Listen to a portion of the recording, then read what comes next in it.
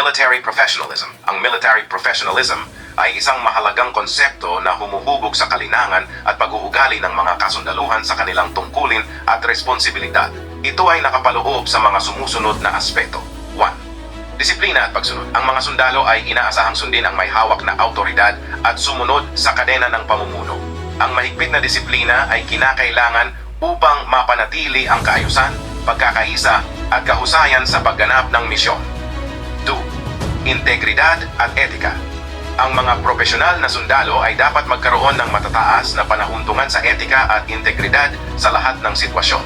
Kabilang dito ang katapatan, moral na tapang, at determinasyon na gawin ang tama kahit nasa alanganin na sitwasyon. 3. Kahusayan at kompetensya. Inaasahan sa mga sundalo na magkaroon ng mataas na antas ng kahusayan sa kanilang larangan. Kabilang dito ang pagkamayaman sa taktika, estratehiya, sandata, at iba pang kinakailangang kaalaman at kasanayan sa militar. Patuloy na pagsasanay at pag-unlad ng profesionalismo ay mahalaga.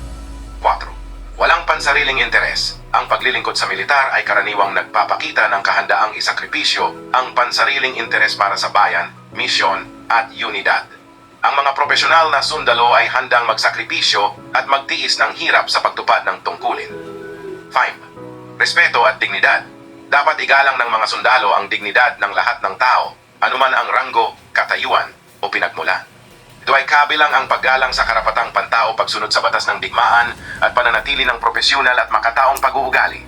6. Katapatan at patriotismo. Inaasahan sa mga sundalo ang malalim na katapatan sa bayan, serbisyo militar, at kapwa sundalo.